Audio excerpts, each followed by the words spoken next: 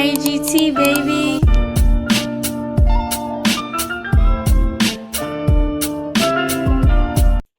What's cracking, y'all? It's your boy Dream Mafia coming back to you with another video. So we're going to be talking about WWE and a release over the weekend. Now, I couldn't, be able to cover it because I was on daddy duties and all that stuff. So, I was away from, recording and shit. But, as seeing that, I'm like, this is something I definitely want to talk about, give my thoughts and opinions on it and what this means, going on in the future and all. So, without further ado, let's get right into it. So, I'm checking on Wrestle Ops right now, and it shows this is the main roster title release, overall. And we had Nikki Cross, Bo Dallas, Dexter Lumis, Eric Rowan, Joe Gacy, so pretty much the whole Y6, crazy.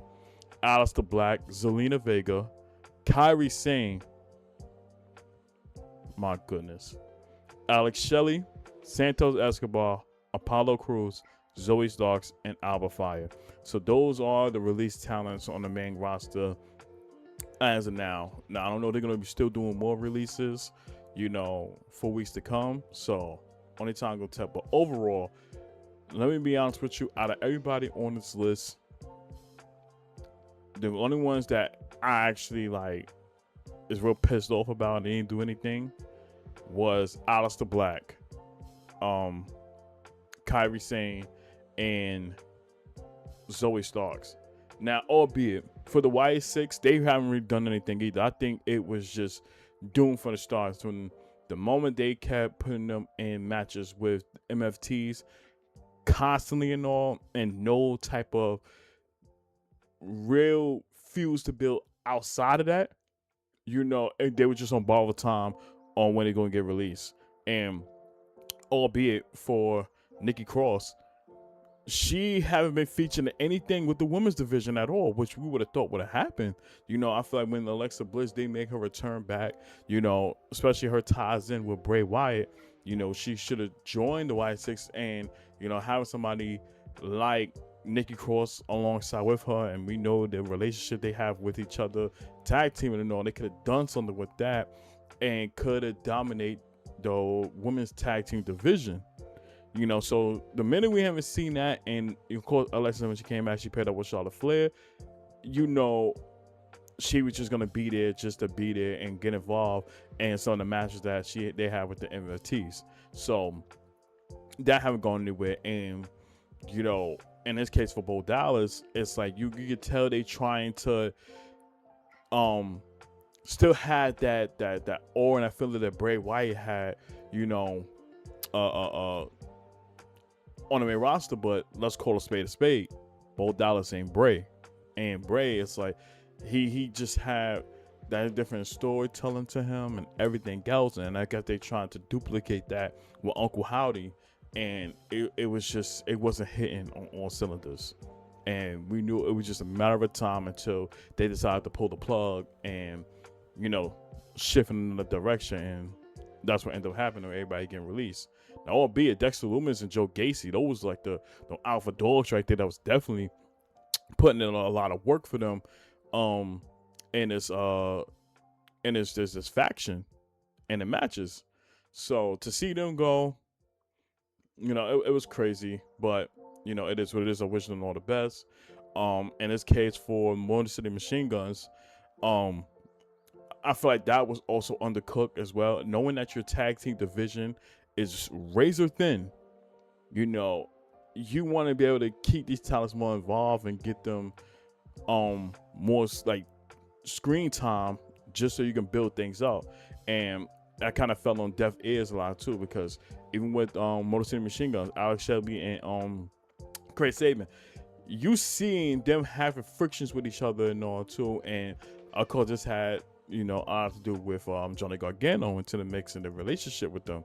So we saw something there, and I was like, they could have built something towards that. Now, would it had made things interesting for us to say, okay, I'm looking forward to see what happens and all? Not really, but there's other ways they could have pivoted, for us to really do care about that and see how that whole thing transpired. So the fact that they just decided to just scrap it and just leave it with more questions, had us all confused. And then, of course, them being released.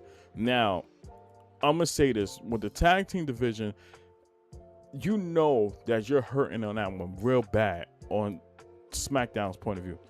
And I'll go back to last year in SummerSlam when they had that tag team ladder match. And, you know, you saw some of the best performances from these tag teams. From Motor City Machine Guns to the Street Profits to DIY to all of them. And it was so dope to see. And I'm like, this is how a tag team match should be. And the division itself, it should be like that, you know. And I feel like SmackDown in this case had never delivered on it, and it was just miss after miss after miss after miss, and no type of creativity to it. You know, like when it comes to PLEs, if it's a stipulation to it, that's when I feel like those tag team matches do deliver. But when you take away that stipulation and just be a standard one, it doesn't really hit how we should expect it to be, and that's going on creative, you know, for not doing that. So when now them being released, it's what do you do now? Because I still truly believe they boxed themselves in, you know, with the whole tag team division and all, and that's supposed to be outside of your main event superstars. The tag team has to be like up there too as well. You know, you got your mid-carders with the IC United States Championships and all, but the tag team is the real bread and butter right there. So the fact that you're lacking in that department needs to be talked about and needs to be better, like ASAP. So that was that. But then see Santos Escobar, I don't really care that much about it. Apollo Crews, I'm surprised he would still be able to, you know, be here that long, especially how many fucking people they released over these last 2 to 3 years and all, and he still managed to be there. That was like very shocking to me.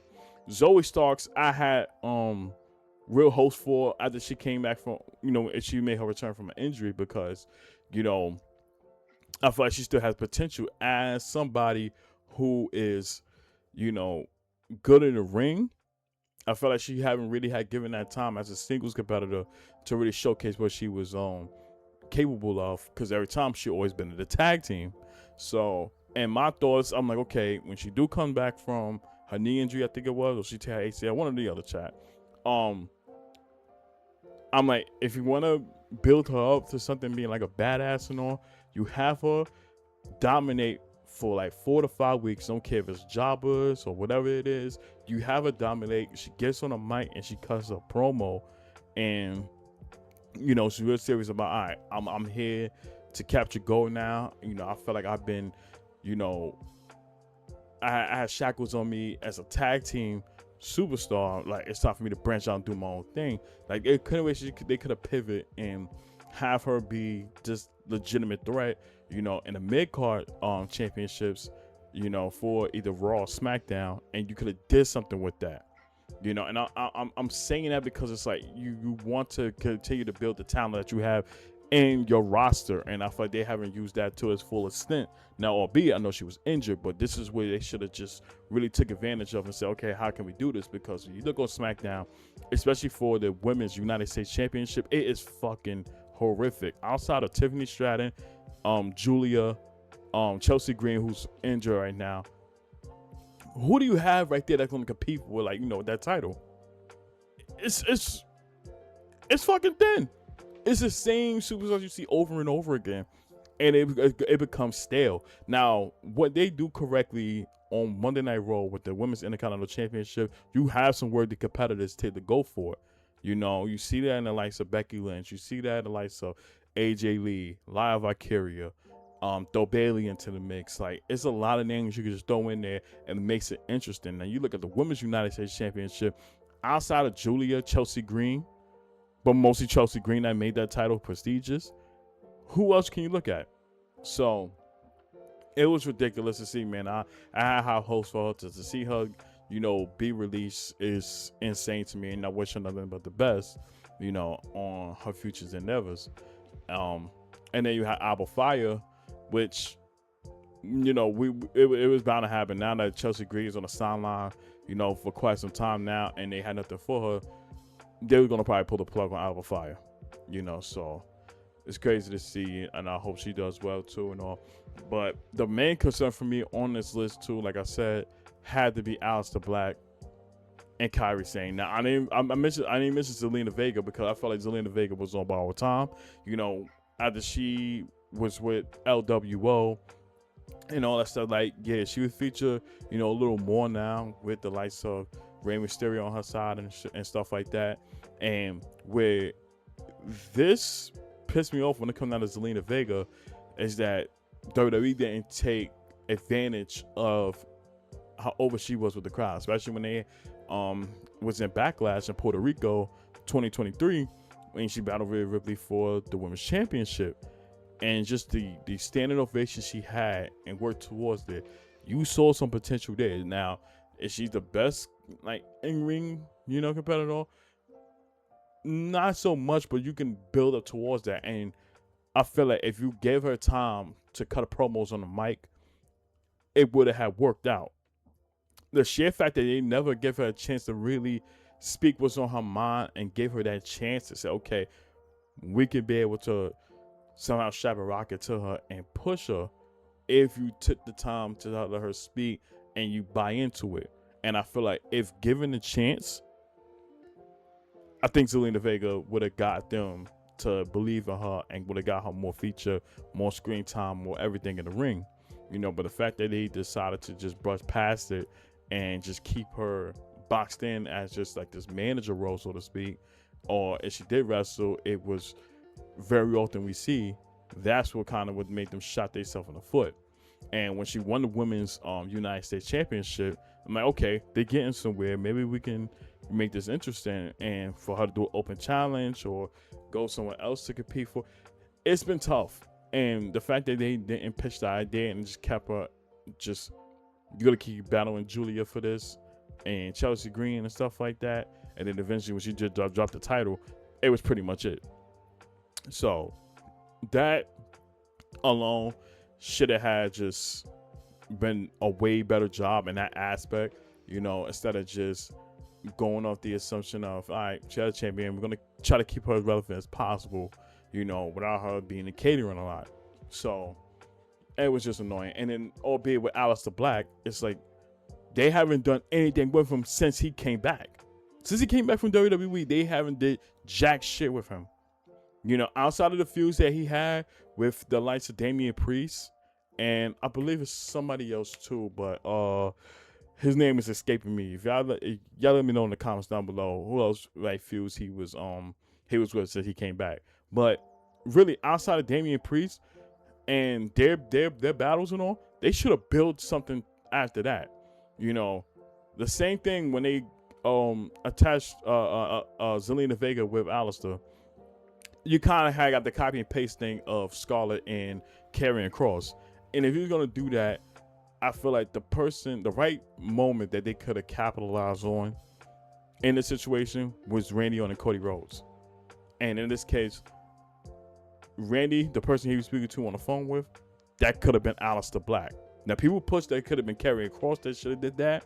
But since they kind of fucked themselves with that moment right there, you could have inserted Aleister Black into that storyline right there, and it could have said something.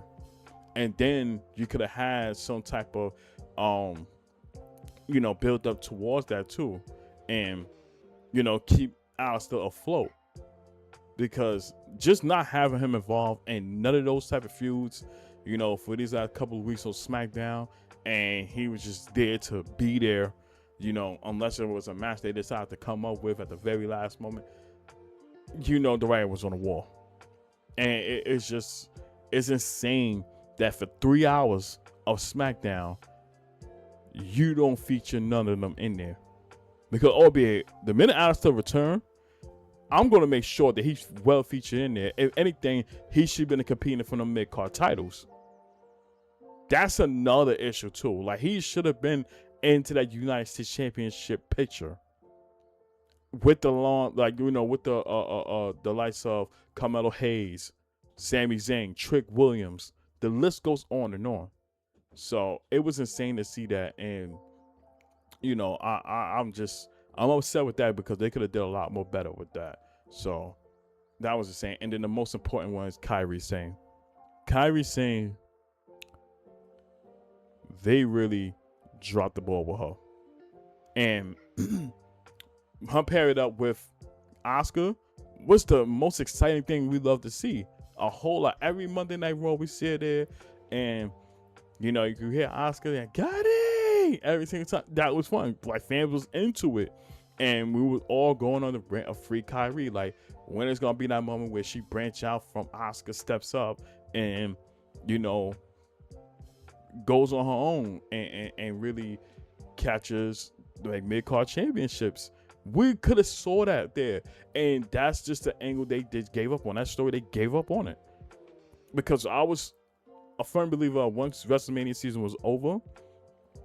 And with Kairi and Asuka, that Raw after WrestleMania, she finally branches out from Asuka, got fed up with her, being bullied around and all that stuff, and just steps out on her own and, become a singles competitor. They could have done something with that, and they just kind of scrapped it and threw it away, so to speak. And, hearing about her being released really bothered me as well, because she is so much good as a talent. If you don't know anything about Kairi Sane, the work she puts in. And, she just, that person that you can take serious with. Now, albeit from a promo standpoint, it may not be on the level close to Asuka or Io Sky, but best believe that the in-ring work backs it up. And I feel like her either competing for the women's Intercontinental Championship, or if you were to send her to SmackDown, have her competing for the women's United States Championship, she will make that title prestigious because what she brings to the table. So that hurt me just like everybody else did. And you see on X now that you see hashtag we want Kairi all over and all that stuff. Hell, I even said it myself, I'll bring this up real quick. I have sent out a post, and in that post I clearly said that, she deserves a lot more, and, she should be a focal point into being in WWE a whole lot. I know I'm procrastinating right now because I'm trying to find it. So there it is right here. So clearly you see right here, I say this in quote, I'm like, Kairi, you didn't deserve to be released, and I pray WWE hear our voice and we want Kairi, because she's just that much good of a talent, man, and it's just somebody there that you can actually get behind and you can push her.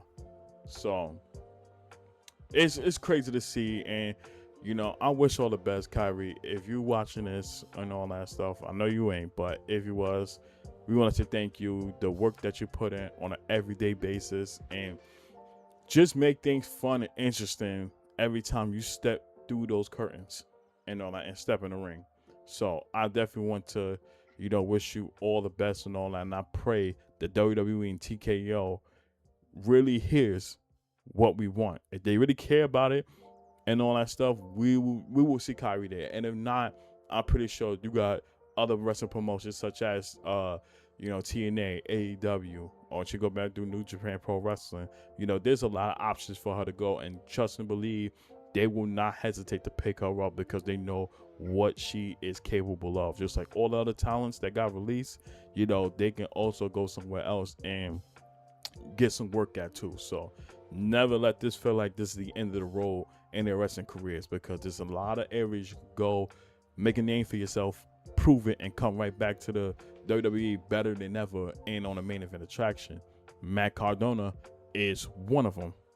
So we'll see. But comment down below. Let me know, how do you feel about some of these WWE releases and all that. So which one, y'all was not okay with and all, and wish WWE takes a chance on them and all. Or with some of them that you feel like, okay, maybe they should go somewhere else and carve out a path for themselves to dominate in that specific business and get their name up there, and then come back to WWE as the main event attraction. But y'all let me know in the comments down below. Y'all make sure you hit that like button, hit that subscribe button, click the notification bell so you get notified every time I drop content right here on this channel. But I appreciate your love and support. Road to 250 subscribers. Continue to keep God first. As a process of anything that you do at life, your time will come. And I'm going to catch y'all on the next video. Peace.